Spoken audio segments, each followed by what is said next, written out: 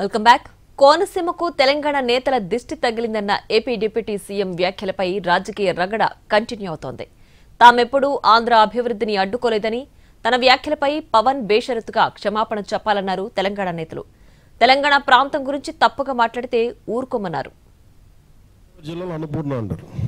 రాష్ట్రం విడిపోవడానికి కూడా కారణం గోదావరి జిల్లాలో పచ్చదనం. ఆ శాపం తగిలేసినట్టుంది. ఈరోజు గోదావరి జిల్లాలో మొత్తం కొబ్బరి చెట్లతోటి తెలంగాణ నాయకులంతా అంటారు కొబ్బరి చెట్లతో చాలా ఆనందంగా ఉంటుంది, మీరు ఏమంటుందని పచ్చదనంతో చాలా బాగుంటుందండి. ఈరోజు కొబ్బరి చెట్టు ముండలు కూడా లేవు, అంత దిష్టి తగిలింది కోనసీమకి.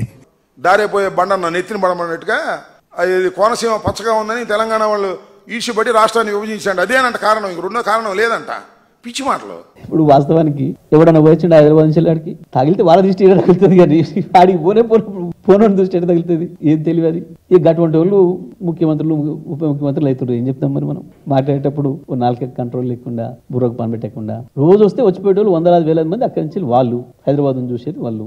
ఏమంటాం మనం నర దృష్టి పడింది అని అంటాం. చాలా విషయాలలో చూసి వస్తానికి బాగా ఎక్కువ మంది దృష్టి పోతే ఓ చేనమ్మడి పోతుంటే బాగుంది ఈ చేను అని చెప్పి అంటారని చెప్పి పాపం దిష్టి బొమ్మలు కట్టుకుంటారు. మరి కట్టుకుంటాం ఆయన దిష్టి బొమ్మ వద్దన్నాడు మనం ఆపినామా?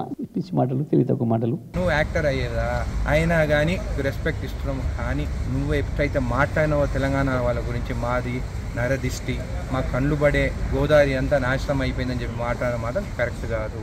అట్లా మాట్లాడినప్పుడు నీకు కూడా చిత్తశుద్ధి ఉంటే నువ్వు హైదరాబాద్ ఆస్తులన్నీ అమ్ముకొని పోయి విజయవాడలో నీకు అంత ప్రేమ ఉంటే ఎందుకు హైదరాబాద్